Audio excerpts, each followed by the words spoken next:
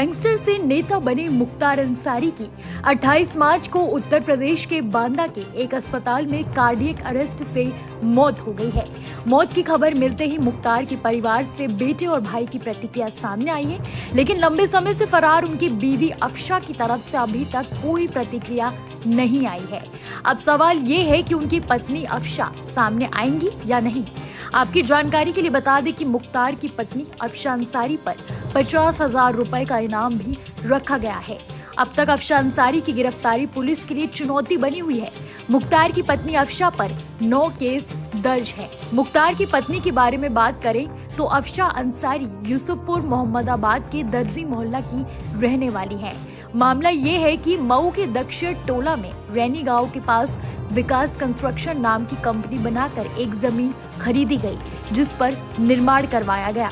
ये कंपनी 5 लोगों के नाम पर दर्ज थी, जिसमें अफशा अंसारी का भी नाम था।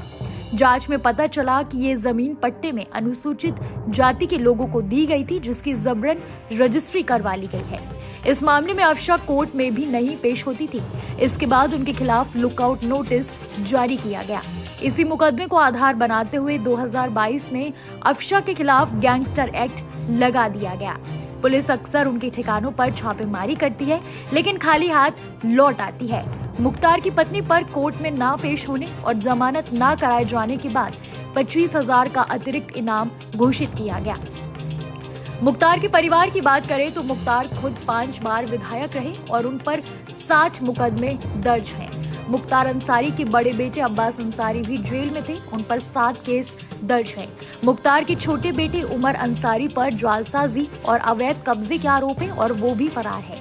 मुख्तार की बहू निखत अंसारी पर पति को जेल से भगाने और उसको सुख सुविधाएं उपलब्ध करवाने का आरोप था। इसके बाद वो लगभग 6 महीने जेल में रही। फिलहाल वो जमानत पर है। मुख्तार के बड़े भाई अफजाल अंसारी के खिलाफ भी आधा दर्जन केस दर्ज है।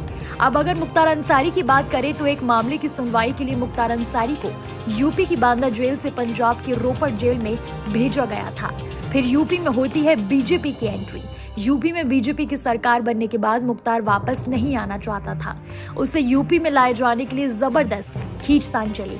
मामला सुप्रीम कोर्ट तक पहुंच गया। फिर क्या था, सुप्रीम कोर्ट ने सुनवाई के बाद उसे यूपी में शिफ्ट कर दिया। 7 अप्रैल को सुप्रीम कोर्ट के आदेश के बाद कड़ी सुरक्षा के साथ मुख्तार को पंजाब के रोपड़ से हरियाणा के रास्ते आगरा, इटावा और औरैया होते हुए बांदा जेल पहुंचा दिया गया था।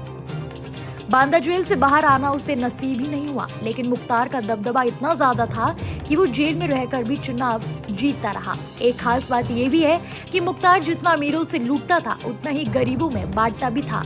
ऐसा मऊ के लोग कहते हैं कि सिर्फ दबंगई ही नहीं, बल्कि बतौर विधायक अंसारी ने काफी काम किया था। मुख्तार अंसारी 24 साल तक लगातार यूपी की विधानसभा पहुंचता रहा। मुख्तार पहली बार मऊ सदर विधानसभा से 1996 में बसपा की टिकट पर जीतकर विधानसभा पहुंचा था। इसके बाद 2002 और 2007 में निर्दल विधायक बना। फिर कौमी एकता दल के नाम से अपनी नई पार्टी बनाई और 2012 का विधानसभा चुनाव जीता। साल 2017 में मुख्तार अंसारी बसपा से चुनाव जीता। विधानसभा के आखिरी 3 चुनाव वो जेल में रहते हुए जीता। मुख्तार अंसारी की मौत के बाद सीएम योगी आदित्यनाथ ने आपात बैठक बुलाई है। सीएम योगी आदित्यनाथ ने अधिकारियों को निर्देश दिया है कि किसी भी हालत में राज्य में कानून व्यवस्था में कोई तरह की दिक्कत नहीं हो। लॉ एंड ऑर्डर को लेकर राज्य के कई हिस्सों में प्रशासन को अलर्ट किया गया है। ऐसी तमाम देश दुनिया की खबरों के लिए देखते रहिए न्यूज़ नेशन डिजिटल।